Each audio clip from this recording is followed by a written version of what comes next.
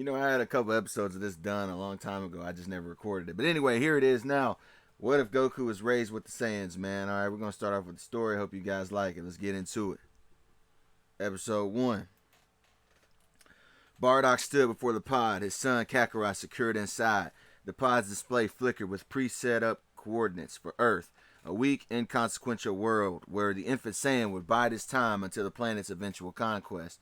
But as Bardock's fingers hovered over the console, doubt began to gnaw at him. Earth was too soft, too safe. A Saiyan's strength came from battle, from the crucible of war. Sending Kakarot to some backwater planet to live as a low-level warrior hiding among the insects, what kind of future was that? His own visions of Frieza's betrayal still haunted him. If doom was coming for their race, his son needed to be strong enough to survive it. So with a growl, Bardock switched out Earth's coordinates and input a new destination, the last known location of Raditz, his eldest, who was stationed with the Prince Vegeta's elite squad.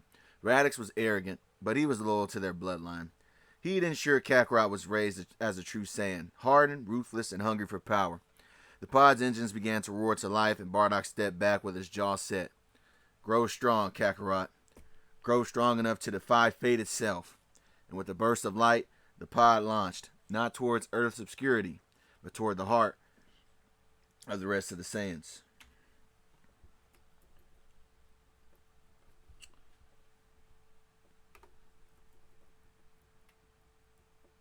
Vegeta lounged atop the carcass of a fallen alien warlord, his boots stained with ash, and beside him was Nappa, who cracked his knuckles, grinning at the devastation. Raditz scrolled through their latest mission payout on his scouter when... Beep, beep, beep. Scouter alert. Planet Vegeta has been destroyed by a catastrophic meteor impact. All Saiyans have been presumed dead. A heavy silence fell, and then Vegeta spoke with a cold, dismissive tone. Weaklings. Even our planet couldn't survive its own incompetence. Before Raditz could react, a thunderous crash shook the ground. A sand pod, freshly scorched from entry, plowed into the wasteland before them. The hatch hissed open, revealing a wailing infant with a wild shock of black hair. Raditz was stunned. That's my brother's pod. Kakarot. Nappa lumbered over, peering down at the child. The runt's the last Saiyan beside us. Pathetic. Look at his power level. 10. Vegeta's lips curled in disgust. So, Bardock's whelp survives by sheer luck. What a disgrace. Kakarot blinked up at them, tiny fist flailing. Raditz sighed, grabbing the infant by his scruff. Guess I'm stuck with you, brat. Better toughen up fast or you won't last a week.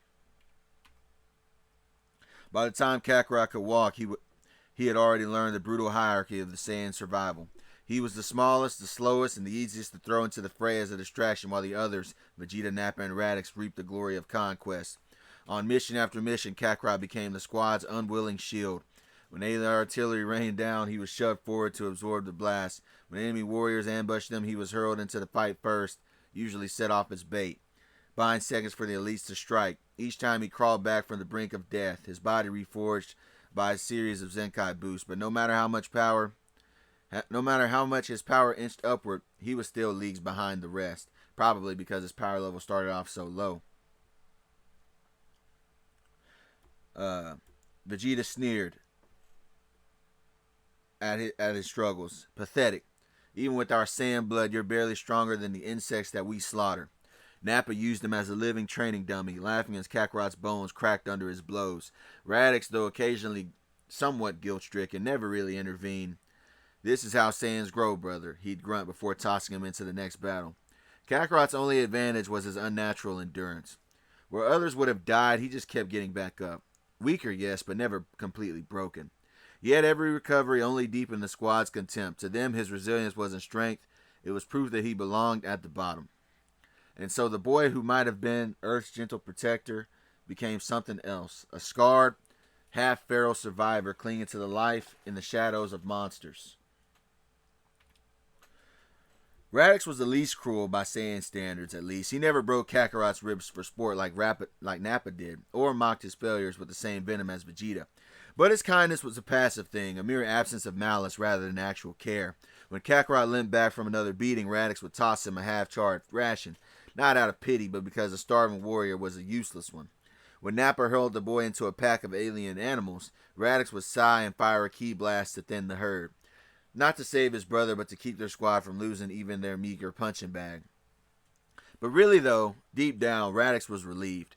Kakarot's weakness meant he wasn't the bottom of the pack anymore. For the first time, Nappa's fist and Vegeta's scorn had a new target. Raditz told himself it was for Kakarot's own good. This was how Saiyans grew stronger after all. But when he caught himself smirking as Nappa backhanded the boy across the battlefield, he knew the truth.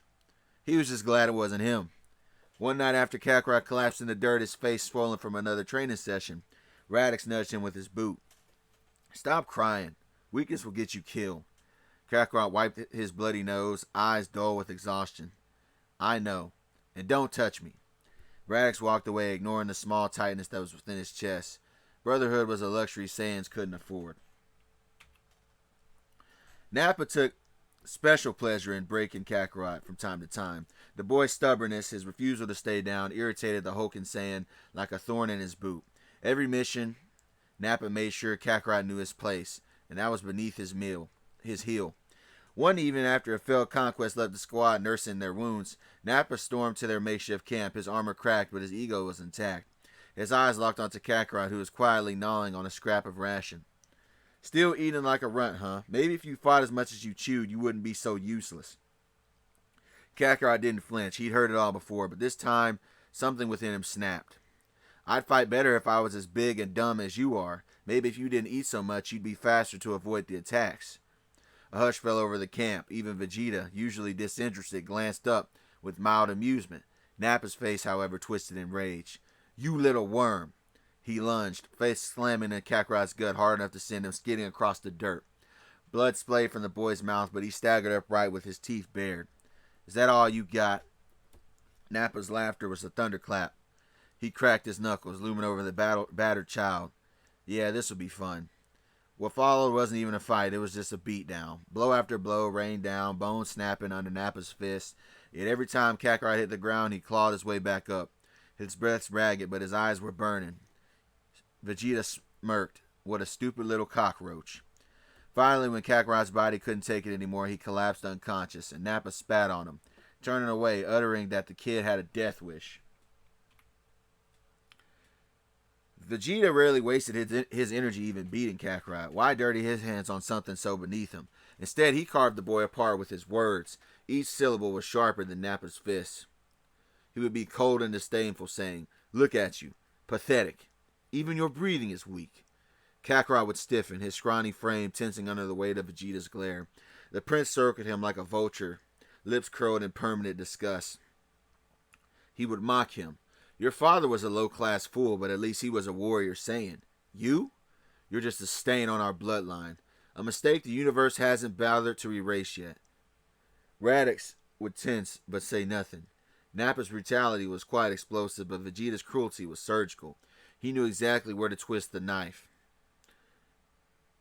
He once leaned in, with voice dripping with contempt. Tell me, Kakarot, when you get thrown into a battle as bait, do the aliens hesitate? Or do they laugh when they realize that you're the worst that our race has left to offer? Kakarot's fist would clench, his nails biting into his palms, but defiance was useless. Any retort would only amuse Vegeta, inviting worse humiliation, or worse, a beating. And Vegeta turned away, telling him, Save your anger. Maybe if you'd been born with half a warrior's instincts, you wouldn't be Raditz's pity project. And just like that, the prince would stride off, leaving Kakarot to swallow the poison festering within his chest. Words didn't leave bruises, but they festered deeper.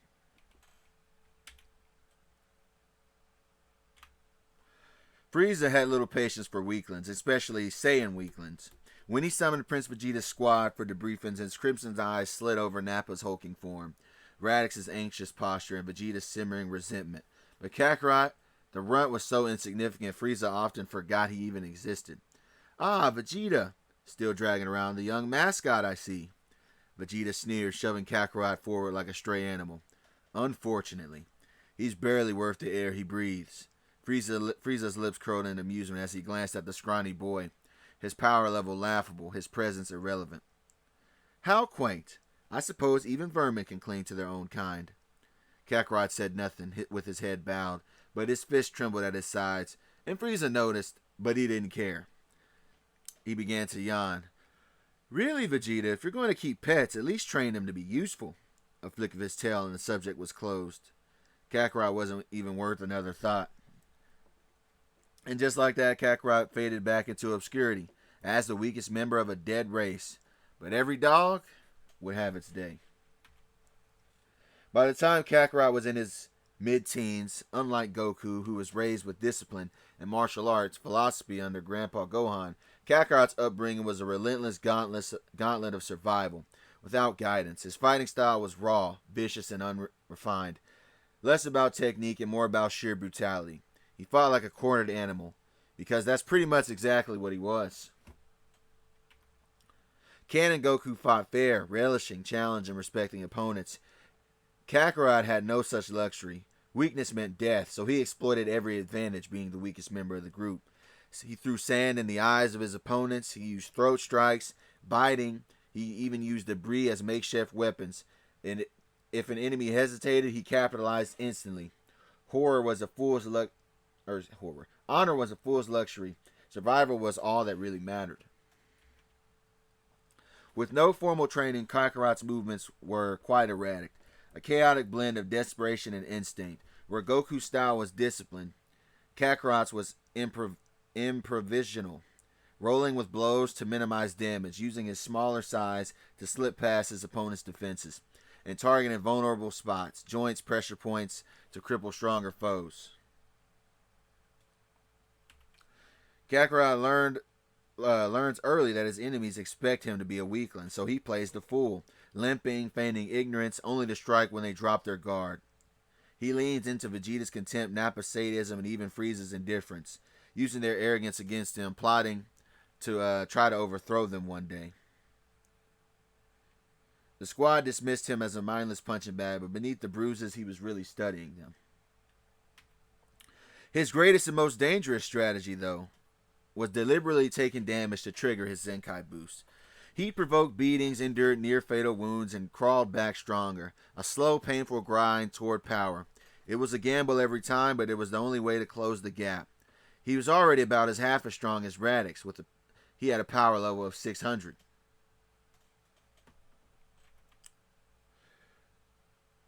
Then came the day of the mission. The briefing was clear. Planet Zaspian, a hostile world teeming with bioengineered warriors, with average power levels of 800 to 1200. Recommended squad strength was 1400 or higher. Vegeta scoffed, crumpling the mission report in his fist. Recommendations are for cowards. We can handle this alone. Plus, me and Nappa are stronger than those power levels. Nappa cracked his knuckles, and he was eager for a real fight, but Raditz hesitated. His scouter beat nervously at the numbers because his power level was at 1200 as well. But one glare from Vegeta silenced him. And Kakarot didn't say anything because he knew that his opinion didn't matter, despite his circumstances. Then the battle began. The battle was chaos. Zaspian warriors, hulking, bio-augmented monstrosities, swarmed the Saiyans with coordinated brutality. Their power levels dwarfed Kakarot's, and within minutes he was overwhelmed. A plasma blade sheared through his shoulder, searing flesh and bone, while a hammer fist to his spine sent him crashing into the rubble. Blood pooled in his mouth as he struggled to rise, with his vision blurring. Nearby, Vegeta carved through enemies with effortless precision, his 9,000 power level making their 1,200 strength warriors look like toys. He smirked as Zaspian elites lunged at him, only to erupt into gore under a single ki blast. Vegeta would mock them. Is this the best resistance this planet can muster? I'm disappointed. Nappa, though slower, was a juggernaut with a power level of 4,000. He tanked hits that would kill Kakarot outright. He laughed as Zaspian warrior's electrified spear shattered against his chest. And then he roared, "Ha! Tickles!" He retaliated by ripping the attacker's arm off and beating him to death with it. Raditz, though slightly outmatched, fared way better than Kakarot. At 1,200, he was on par with certain foes, and he used his hit-and-run tactics to avoid the elites. When a Zaspian warrior grazed his ribs with a vibro claw, he snarled and blasted its head off. Raditz began panting as he glanced at Kakarot's crumpled form. Should have stayed down, runt. None of them stopped to help. Why would they? Kakarot's struggles were his own. Saiyans didn't coddle weakness. Gritting his teeth, Kakarot dragged himself upright, his body screaming in protest. He'd survive this. He always did. And when he healed next time, he'd be stronger. But then he collapsed back to the ground after a few steps. The battlefield was silent now, littered with corpses of Zaspian warriors. Smoke curled from the craters, and the acrid stench of burnt flesh hung thick in the air. The Saiyans stood victorious, but not unscathed. Nappa wiped some blood from his split lip. Raditz nursed a gash across his chest, and Vegeta was as pristine as ever. He flicked a speck of ash that was off of his armor. Kakarot, however, lay motionless in the rubble, his breathing shallow, his body broken. His left arm was twisted at a sickling angle, and his ribs jutted unnaturally between torn flesh. And there was a deep wound that was in his side, and it pulsed crimson with every ragged breath, alongside of his chest wound from the earlier stabbing. But he wasn't dead. Not yet. But he wasn't walking out of this without assistance. Nappa snorted and nudged the boy limp's form with his boot. Huh. Looks like the runt's finally done for. Raditz hesitated, his scouter beeping weakly over Kakarot's fading vitals. For a fleeting moment, something twisted in his gut, something uncomfortably close to regret. But then Vegeta's voice cut through the silence like a blade. A Saiyan who's become dead weight is useless to his prince, Vegeta said, cold and final. He didn't even glance back as he turned toward their ship. We leave him. Raditz opened his mouth and then closed it. Weakness had no place in their ranks. If Kakarot couldn't survive, then he didn't deserve to. As the engines roared to life, Kakarot's fingers twitched in the dirt. Alone and bleeding out, he heard the ships vanish into the sky. Blood poured beneath Kakarot's broken body as his vision blurred in and out of focus as he coughed up more blood. The pain was unbearable, but worse than that was the silence. The absence of his squad's mocking voices, the distant hum of their ship fading into the void. They had left him there to die. His fingers twitched, digging into the dirt. Every moment sent fire through his ribs, but he couldn't stop. If he did, he'd die here, forgotten in the ruins of a planet that meant nothing now. Gritting his teeth, he dragged himself forward, inch by agonizing inch, leaving a smeared trail of blood behind him. His scouter flickered weakly on his wrist, and then he realized that it was destroyed. The screen was cracked, not even functional. But with a trembling hand, he activated his Saiyan pod, scrolling through old mission logs, any planet, any refuge. Then he saw it. Earth. The coordinates were buried in the pod's history, a destination his father had once chosen for him. A weak backwater world, a place Frieza's forces would never bother with. Summoning the last of his strength, Kakarot clawed his way into the battered Saiyan pod and collapsed inside. His breath came in ragged gasps as he input the coordinates, with his hands shaking. The pod system hummed to life, sealing him in darkness. As the stasis field enveloped him, dulling the pain, his final thought was not of vengeance, nor of the family that abandoned him, but of survival. The engines roared, and the pod launched into the stars. That's where we're going to end episode 1. I hope you guys liked it, man. I actually have episode 2 kind of already done, so it should be out pretty quick. Be sure you like, share, subscribe. Go.